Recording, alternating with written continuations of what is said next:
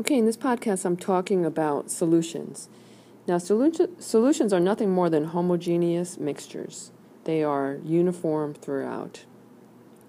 And while it's possible to have solutions that are, let's say, a gas dissolved in a liquid, or a liquid dissolved in a liquid, or a gas dissolved in a gas, we are almost always talking about a solid dissolved in a liquid. And the liquid we're talking about is almost always water. And when water is the liquid or the solvent, which is the substance doing the dissolving, we say that we have an aqueous solution. That's an AQ. And that the solute is the substance that is being dissolved. So if I were to take some copper 2 sulfate blue crystals and I add it to water in this volumetric flask and shake it up, the solvent is my water, the copper sulfate crystals are my solute, and I make a homogeneous solution. Okay, so this picture shows the process of what we call dissociation, which is also sometimes called ionization. Sometimes it's called hydration if in fact the solvent is water. Sometimes we even call it solvation, which is more generic. It can be any solvent, not just water, that is surrounding the ion. So what happens is the water, which is polar, right? The water is polar. It looks like a Mickey Mouse. The oxygen part is more negative. It's not a full negative like an ion. And the water parts are more positive. So the more positive parts of the water, the white hydrogens, are attracted to the negative, let's say chlorine here, this is sodium chloride, and surround it and pluck it off. Okay? And likewise, the more negative side of the water, the red side here, which is more the oxygen side, is more electronegative, and it's going to be attracted to the positive ions and pluck them off. Okay? So this process is called all these things: dissociation, ionization, hydration, solvation. Okay? So, let's look at what happens when we put something in water. So, if I have potassium sulfate, because it's got an alkali metal in it, that's going to be soluble, and I am going to end up with 2 potassium plus 1 ions that are aqueous, which means that they are surrounded by water. And when I mean that they're surrounded by water, if we were to draw them, it'd be a positive ion, and it would be surrounded by water, where the more negative side, the hydrogen side, is surrounded. Okay? This would be an aqueous potassium ion, or aqueous any positive ion. So I have 2 potassium plus 1 ions, and I have 1 S minus 2 ions. Remember, that's how this guy was made, potassium sulfate, and how we figured out the formula. Potassium's always a plus 1, sulfur's a minus 2, so we need 2 potassium. And so this is also aqueous. If I have nickel nitrate, because it's got a nitrate in it, that's going to be soluble. So it's going to break apart into 1 nickel plus 2 ion, which is aqueous, plus 2 nitrate ions, which are also aqueous. So if you were asked, when you put nickel nitrate into water, nickel 2 nitrate into water, how many ions are formed? If you have 1 mole of this, how many moles of ions you get? And the answer would be you get 3 moles of ion. I get 1 mole of nickel and 2 moles of the nitrate ion. Likewise, if I were to put magnesium sulfate in water, I end up with an Mg plus 2, which is aqueous, and an SO4 minus 2, which is aqueous. Okay, so let's try the next 2. Alright, so sometimes you're asked questions about this using particle diagrams. So it says the diagram on the right represents an aqueous solution of one of the following compounds: magnesium chloride, potassium chloride, or potassium sulfate. And what I have here is negative 2 ions and plus 1 ion. So I have to find something that has a plus 1 and a negative 2.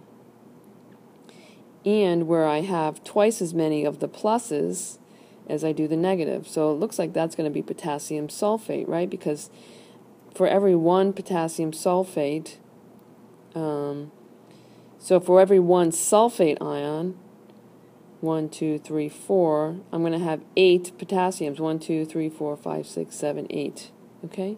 And it makes sense because potassium's plus 1 and the sulfate's a minus 2. So go ahead and try these.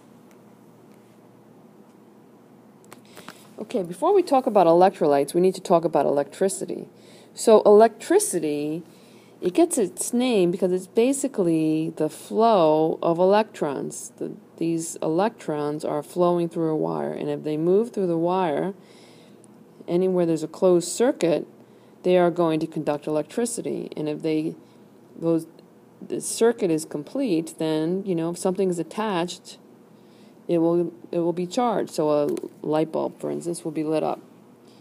So if we look at something like, let's look at what's is an electrolyte, a strong electrolyte first. If I have something like sodium and chlorine, sodium plus and chlorine minus, and they're floating around, even if they're hydrated, and I put 2 electrodes attached to a battery which has a wire connected, one of those is going to be positive. Well, this side is going to be positive.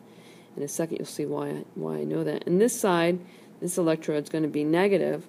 What happens is the negative ions are going to flow towards the positive electrode, and my positive ions are going to flow towards my negative electrode.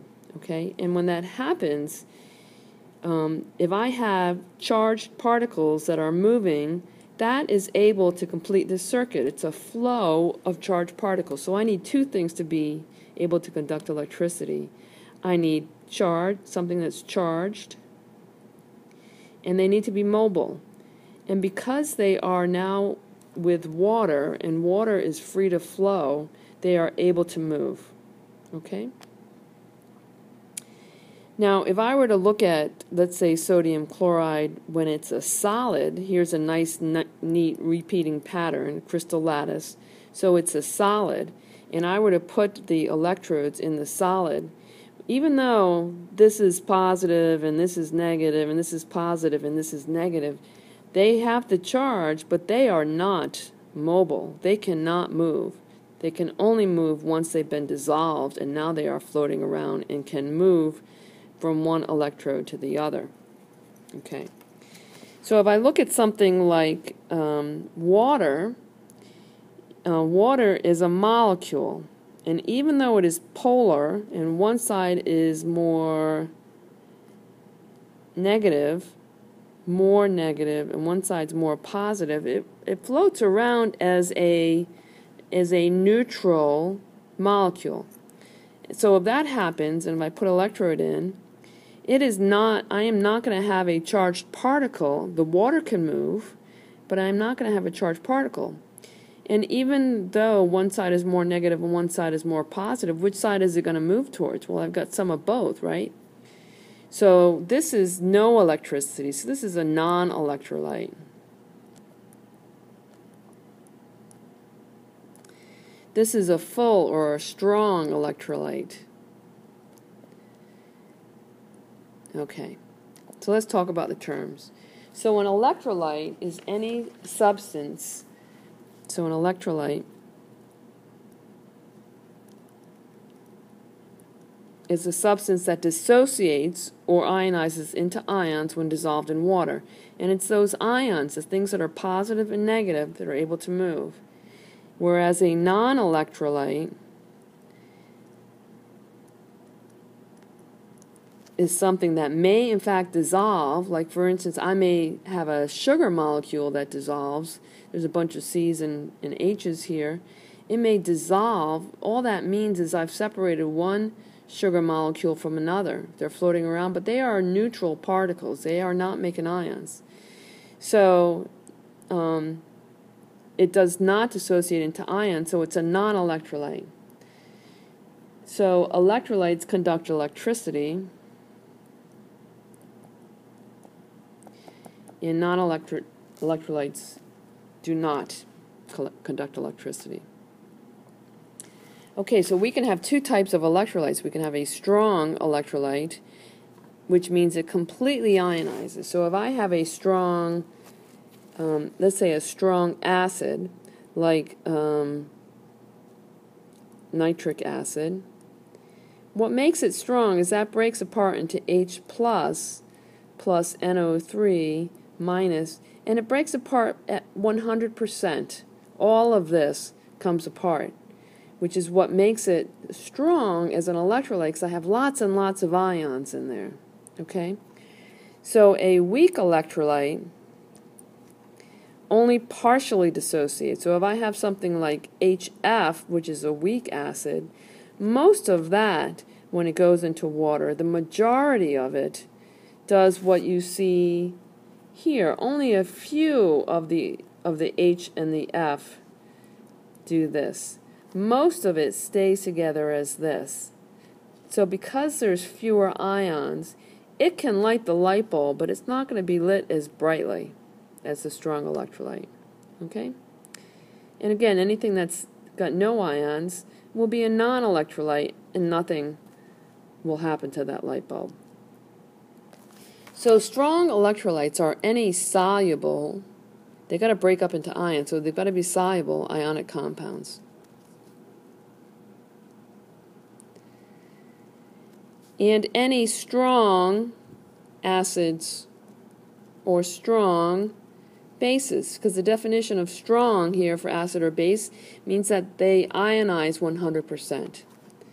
So weak electrolytes are weak acids and bases, because they only partially ionize, and non-electrolytes are everything else.